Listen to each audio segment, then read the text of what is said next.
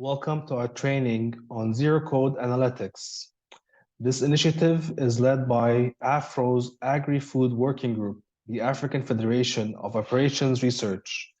The Agri-Food Working Group promotes research in agri-food supply chains in Africa for improved data-driven decision-making and enhanced food security.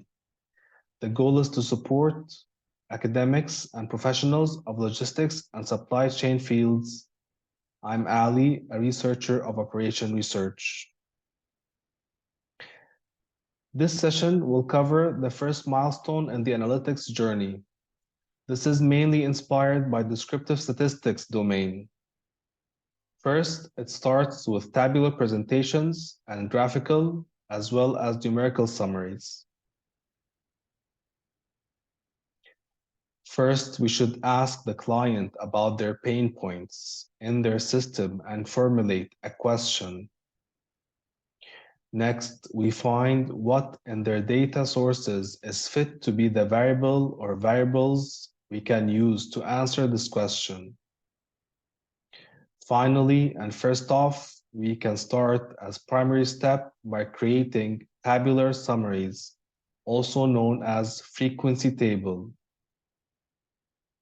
This can be easily done using pivot table function in spreadsheet tools like Excel.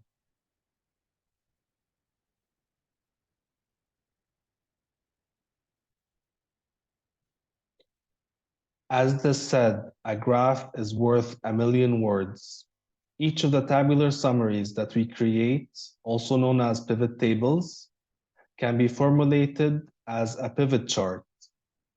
This is a tactical way to start making visualizations quick, starting after making a pivot table, or statistically known as frequency tables. For the two types of variables, quantitative and qualitative, there are specialized graphs. These are milestones of visualizations. Many of these are two-dimensional or one-dimensional, meaning there is one variable on the horizontal axis and or one variable on the vertical axis. Quantitative variables such as sales can be viewed as histograms, and qualitative variables as bar charts. We can see an example of a bar chart in the top right graph, an example of a histogram in the middle right graph.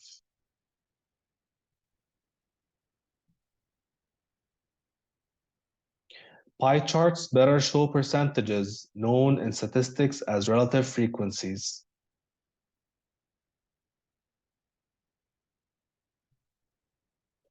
When the horizontal axis is time, we create what is known as a time series plot.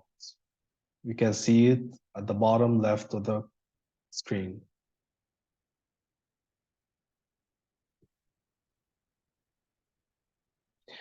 The third type of descriptive statistics are numerical summaries.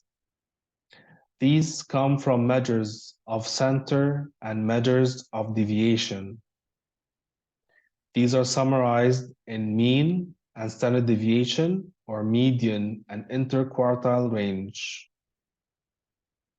Mean and standard deviation can be shown as KPI cards, as we can see at the top right.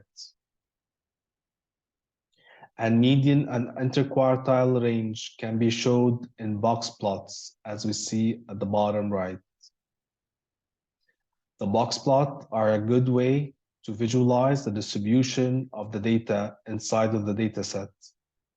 The middle line of the box is the midpoint of all data, which is known as the median. The edges of the box are the 25th and the 75th percentile of the data, or the data sample.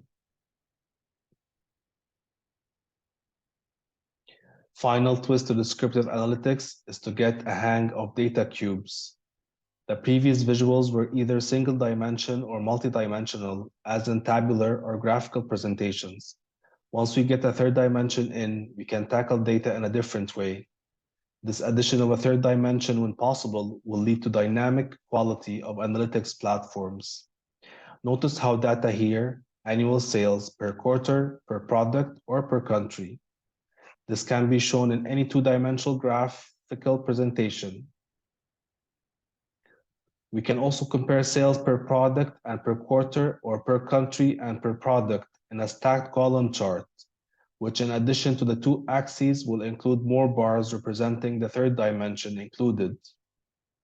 The three dimensions can react interchangeably on multiple graph tables dynamically if the dashboard contains more than one graph with different dimensions.